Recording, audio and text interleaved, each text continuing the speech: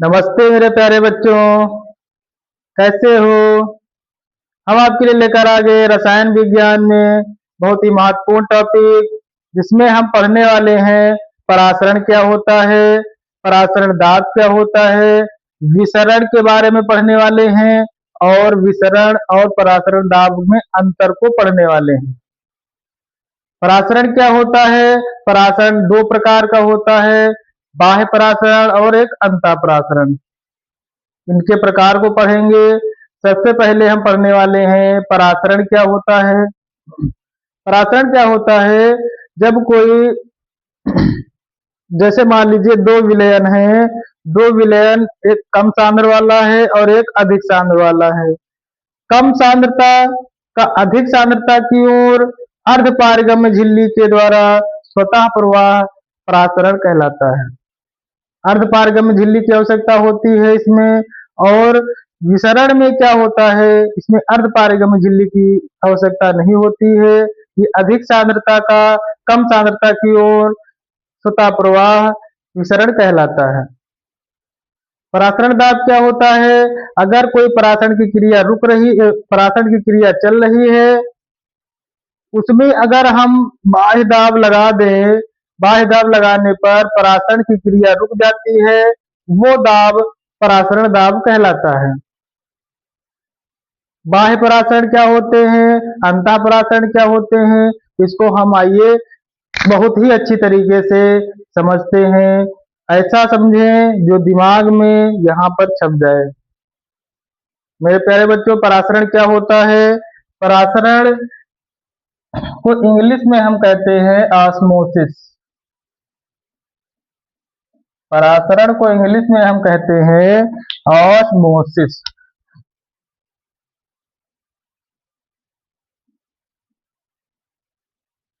तो परासरण की क्रिया, परासरण को क्या लिखोगे?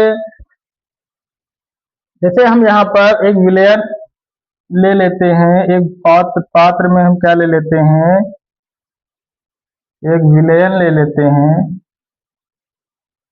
जिसमें हम एक अर्ध पारगम्य झिल्ली यहाँ पर लगा दे रहे हैं। एक अर्ध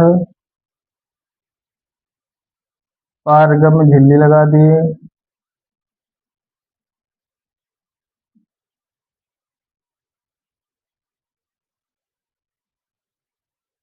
इसमें हम इधर एक विलयन ले रहे हैं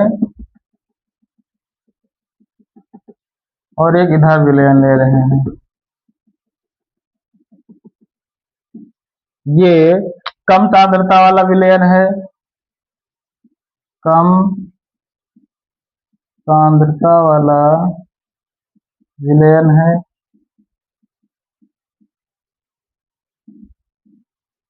कम सांद्रता वाला विलयन मतलब तनु विलयन है। ये कौन सा विलयन है?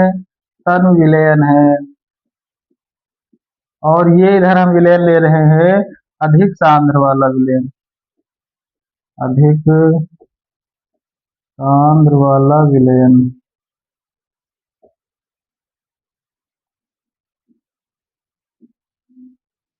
मतलब सांद्र विलयन ले रहे हैं। ये हम एक झिल्ली ले लिए, इस झिल्ली का नाम है SPM।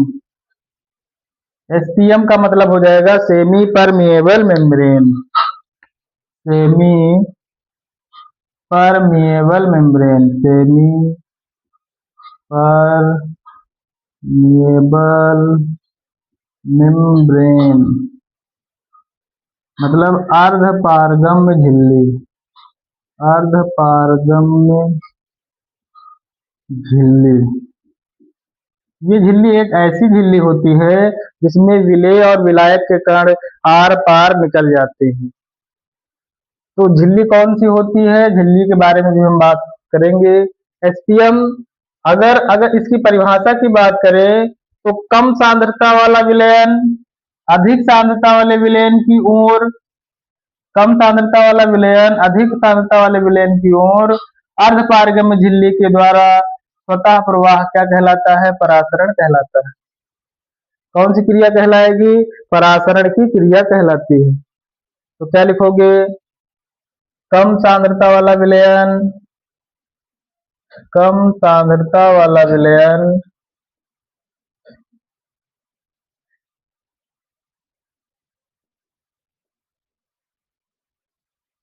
और इसमें हम लेते हैं विलयन में विलायक के कण। इसमें क्या होते हैं? विलायक के कण होते हैं। विलायक के कण। कम सांद्रता वाला विलयन अधिक सांद्र वाले विलयन की ओर, अधिक सांद्र वाले विलयन की ओर, विलयन की ओर अर्धपारगम्य झिल्ली के द्वारा, अर्धपारगम्य झिल्ली के द्वारा, अर्धपारगम्य झिल्ली के द्वारा स्वतः प्रवाह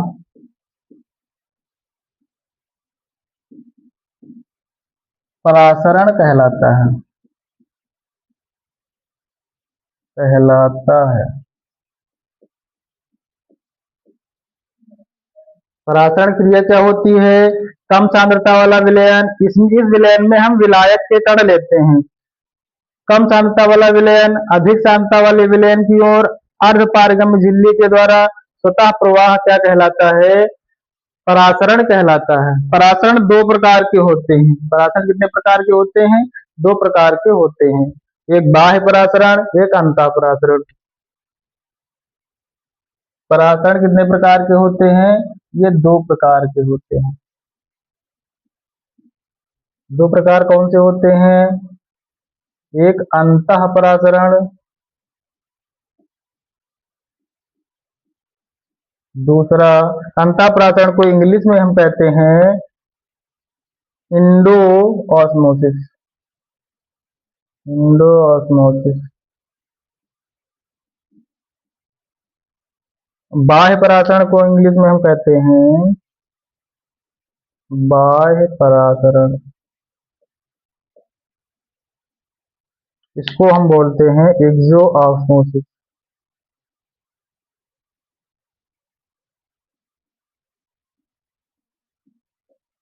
ये अंतः और बाह्य परासरण क्या होते हैं?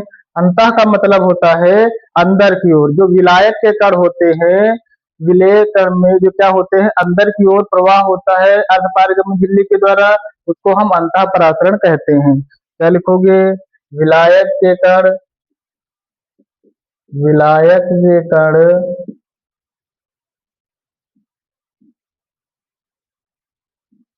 विलायक के कण अर्धपारगम्य झिल्ली के द्वारा मतलब एसपीएम के द्वारा अंदर की ओर प्रवाह, अंदर की ओर प्रवाह अंतः परासरण कहलाता है। क्या कहलाता है? अंतः परासरण कहलाता है। जैसे हम उदाहरण में लें, उदाहरण में जैसे किशमिश ले लीजिए, किशमिश, किशमिश हो गया, राजमा हो गया और चना हो गया। इसको अगर जल में आप भिगोगे तो जल में जब भिगोने पर ये फूल जाते हैं। क्या हो जाते हैं? फूल जाते हैं। किशमिश को जल में डालोगे, राजमा को अगर डालोगे जल में तो वो फूल जाएगा, और चने को डालोगे तो ये भी फूल जाएंगे। इसमें मिक्स कर रहे हो जल में, जल में मिक्स करोगे तो ये फूल जाते हैं।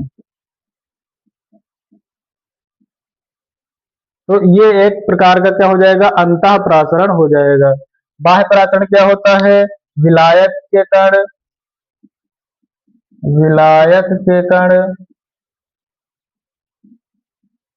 एसपीएम के द्वारा मतलब अर्धपारगम्य झिल्ली के द्वारा बाहर की ओर परासरण, बाहर की ओर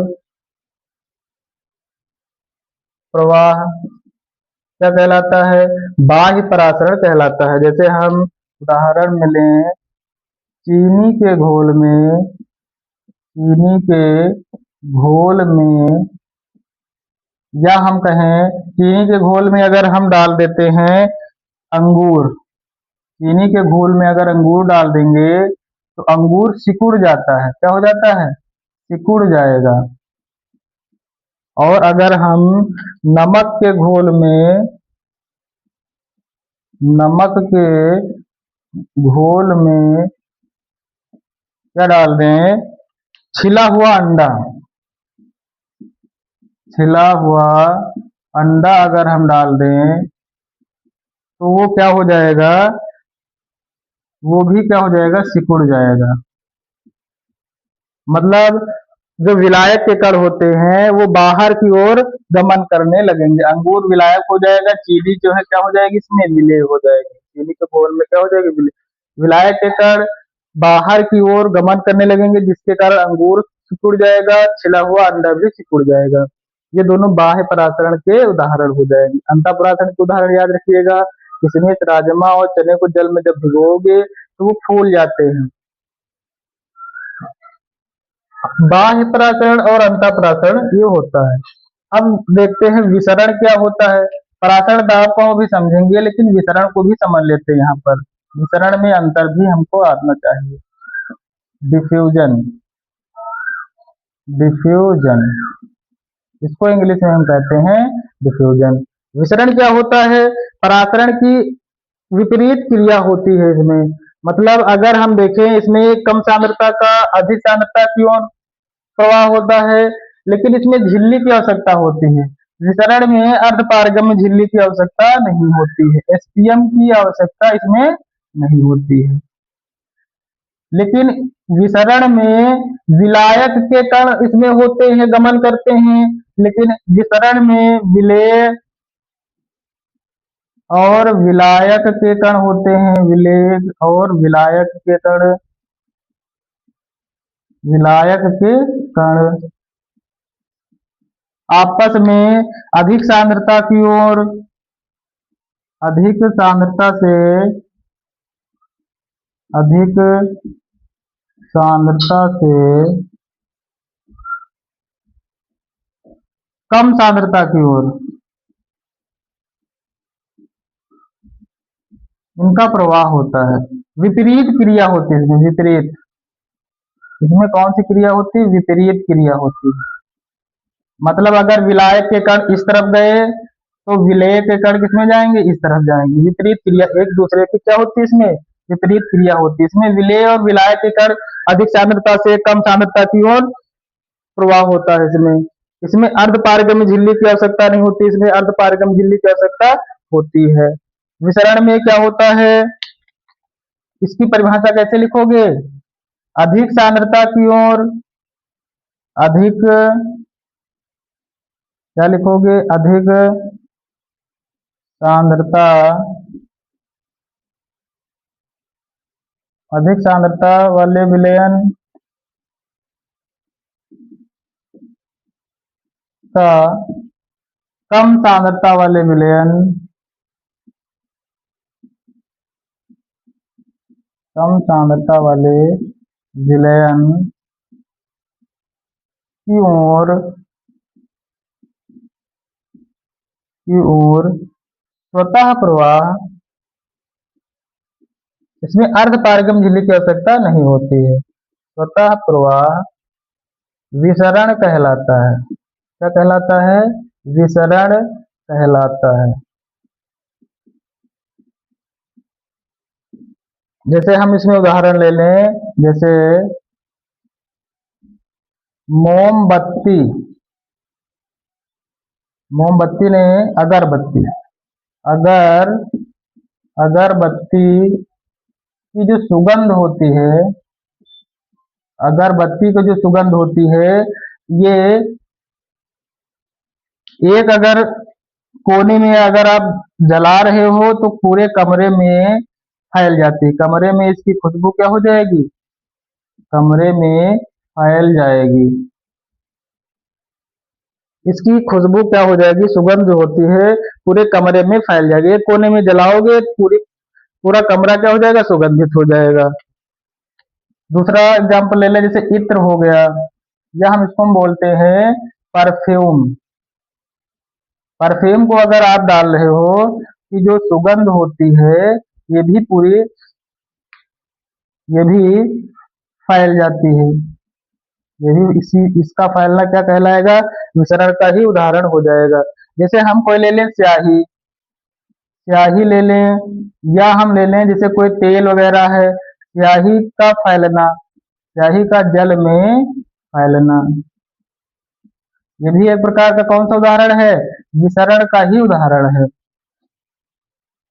तो आपको क्या याद रखना है?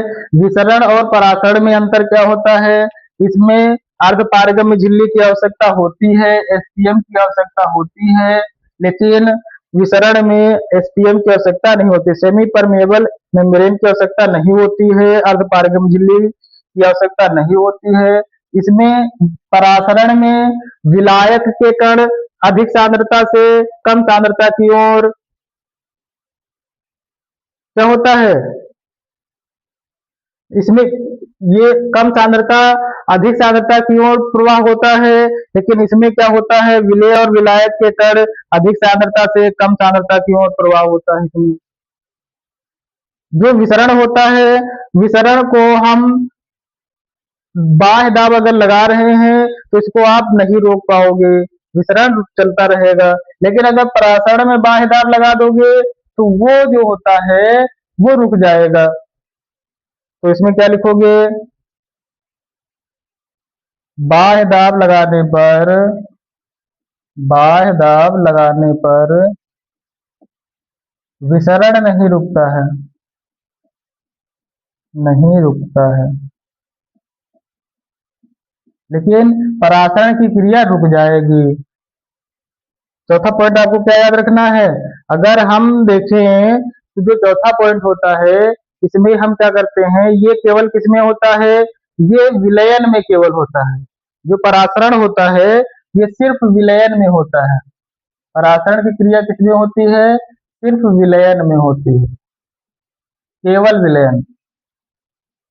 लेकिन अगर हम देखें विसरण की क्रिया जो होती है ये विलयन और गैस दोनों में हो सकती है, विलयन और गैस दोनों में हो सकती है ये क्रिया। तो परासरण और विलयन और विसरण, परासरण और विसरण में आपको अंतर याद रखना है। कैसे याद रखोगे? परासरण में अर्धपारगम्य झिल्ली की आवश्यकता होती है, लेकिन विसरण में अर्धपारगम्य झिल्ली की आवश्यकता नहीं होती है। इसमें विलेय के कारण कम सांद्रता का अधिक सांद्रता की ओर प्रवाह होता है अर्धपारगम्य झिल्ली के द्वारा, लेकिन विलेय और विलायक के कारण अधिक सांद्रता का कम सांद्रता की ओर इसमें प्रवाह होता है। इसमें अर्धपारगम्य झिल्ली की आवश्यकता नहीं होती है। ये कण विपरीत क्रिया होती है, इसमें विलेय और विलायक के कण क्या होते हैं? विपरीत क्रिया होती है। ये इसमें बाह्य दाब लगाने पर विसरण रुक जाता है, लेकिन विसरण नहीं रुकता है और परासरण इसमें रुक जाएगा बाह्य दाब लगाने पर। विलयन और गैस इसमें हो, विलयन और गैस दोनों में होता है परासरण, लेकिन इसमें परासरण में विसरण, यहाँ पर क्या लिखोगे? विलयन और गैस दोनों में विसरण हो सकता है, लेकिन परासरण केवल विलयन में ही होता है, ये याद रखिएगा। अब देखो इसके बाद हम पढ़ने वाले हैं परासरण दाब क्या होता है। परासरण दाब क्या होता है, इससे पहले हम देख लेते हैं जो एसपीएम होता है, एसपीएम कौन कौन सी हो सकती है? अर्धपारगम झिल्ली कौन कौन सी होती है? अर्धपारगम्य झिल्ली,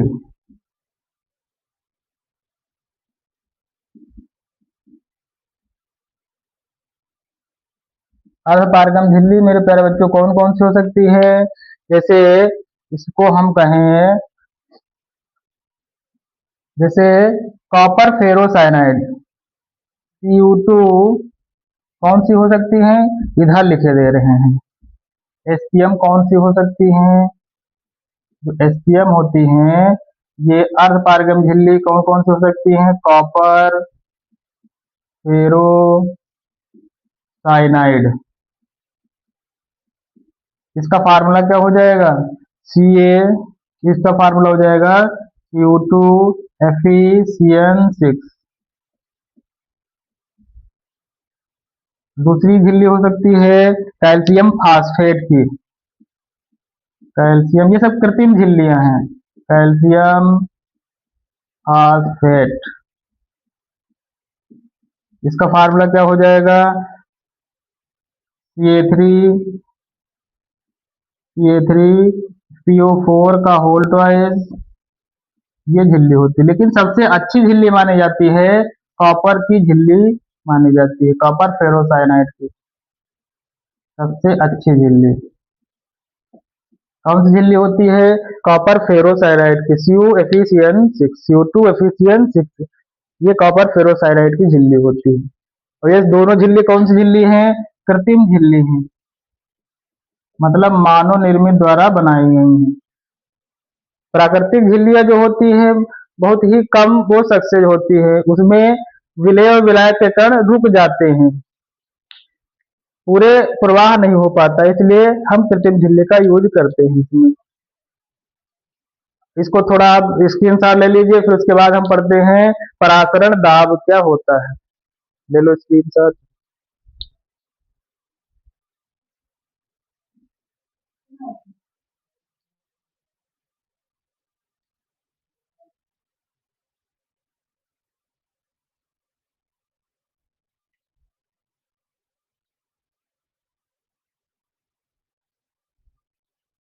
उम्मीद है आप इसका स्क्रीनशॉट ले लिए होंगे। अब देखिए परासरण दाब क्या होता है। परासरण की क्रिया को रोकने के लिए जो हम बाह्य दाब लगाते हैं उसको हम बोलते हैं परासरण दाब। वो दाब क्या कहलाएगा? परासरण दाब कहलाता है। देखो क्या होता है परासरण दाब, थोड़ा रफ करे दे रहे हैं, थोड़ा क्या करे दे रहे हैं, रफ। यहीं पर अगर हम रफ कर दें,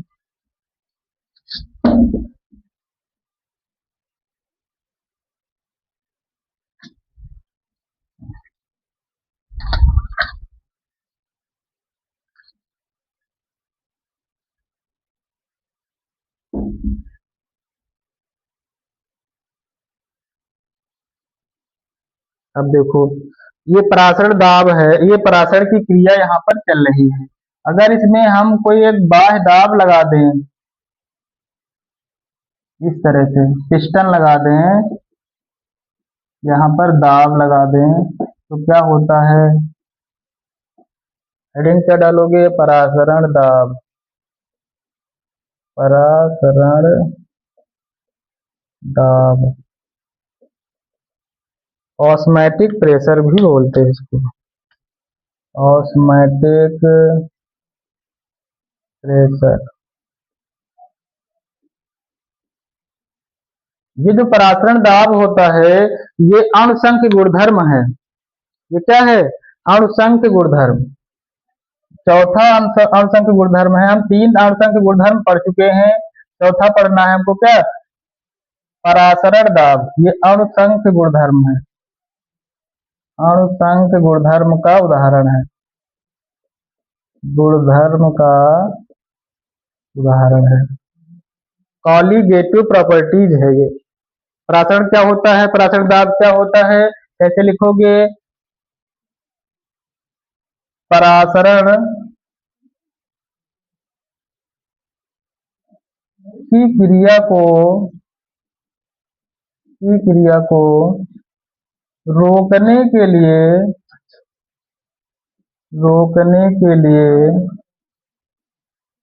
परासरण की क्रिया को रोकने के लिए लगाए जाने वाले बाह्य दाब को, लगाए जाने वाले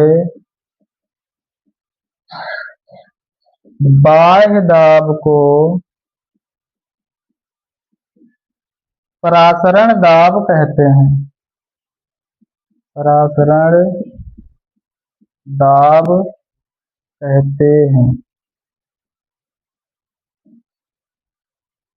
परासरण की क्रिया को रोकने के लिए लगाया जाने वाला वह बाह्य दाब जिसके कारण क्या होती है? परासरण क्रिया रुक जाती है, वह दाब कहलाता है, क्या दाब कहलाएगा? परासरण दाब कहलाता है। इसको हम किससे डिनोट करते हैं? पाई से डिनोट करेंगे, पाई से इसको हम डिनोट करते हैं। परासरण दाब के दो नियम होते हैं, बॉयल वान हाफ का नियम, चार्ल्स वान हाफ का नियम। इसको हम अगली कक्षा में पढ़ने वाले हैं। इसमें हम पढ़ लेते हैं जो परासरण होता है, परासरण दाब, ये रिवर्स ऑस्मोसिस क्या होते हैं। अगर हम देखें व्युत्क्रम परासरण क्या होता है, इसको भी पढ़ लेते हैं यहीं पर। ये क्या होता है व्युत्क्रम परासरण, व्युत्क्रम व्युत्क्रम परासरण क्या होता है। व्युत्क्रम परासरण इसको इंग्लिश में बोलते हैं रिवर्स ऑस्मोसिस, रिवर्स ऑस्मोसिस।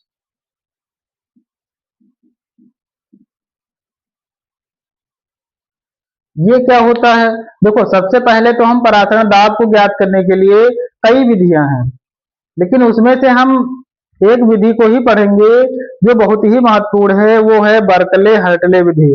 कौन सी विधि है, बर्कले हर्टले विधि। मापने के लिए कौन सी विधि अपनाते हैं हम, बर्कले हार्टले विधि। इस विधि को हम अगली कक्षा में भी पढ़ेंगे। सबसे पहले हम पढ़ेंगे इसमें बॉयल वन हाफ का नियम और चार्ल्स वन हाफ का नियम। व्युत्क्रम परासरण क्या होता है, ऐसे परासरण जिसमें अगर हम जैसे मान लीजिए कोई दाब लगा रहे हैं और परासरण की क्रिया रुक जाती है, साम्य अवस्था में हो जाती है। अगर और भी दाब इसमें ज्यादा लगा दें, बाह्य दाब कि अधिक से अधिक बाह्य दाब लगाते हैं, जिसके कारण ये प्रक्रिया क्या हो जाती है, उल्टा हो जाती है। मतलब अधिक सांद्रता वाला विलयन किसकी ओर होने लगता है, कम सांद्रता की ओर होने लगेगा।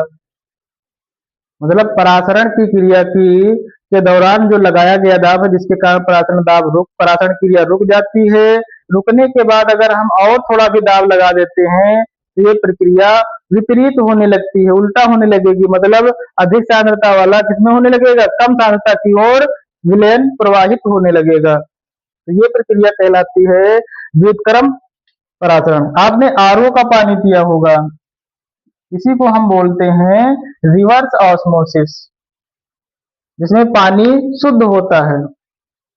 वो जो इनप्योर वाटर होता है वो अधिक सांद्र वाला होता है, जो प्योर वाला होता है वो कम सांद्र वाला होता है। ये जो प्रक्रिया होती है दाब ज्यादा लगा देने पर क्या होता है, वो शुद्ध होने लगता है वाटर। तो आरओ के पानी में क्या होता है, शुद्ध वाटर होता है। तो क्या लिखोगे इसमें इसमें परिभाषा में क्या लिखोगे, परासरण परासरण की क्रिया के दौरान, परासरण की क्रिया के दौरान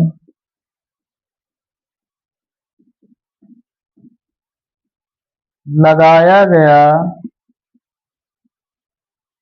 लगाया गया वह अधिकतम बाह्य दाब, वह अधिकतम बाह्य दाब जिसके कारण जिसके कारण परासरण की क्रिया परासरण की क्रिया विपरीत होने लगती है। विपरीत का मतलब हो जाएगा अधिक सांद्रता वाले विलयन से कम सांद्रता वाले विलयन, अधिक सांद्र विलयन से कम सांद्र वाले विलयन की ओर।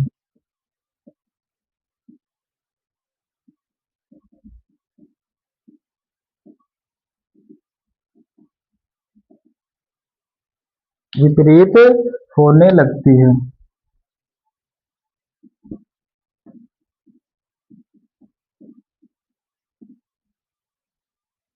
यह प्रक्रिया व्युत्क्रम परासरण कहलाती है।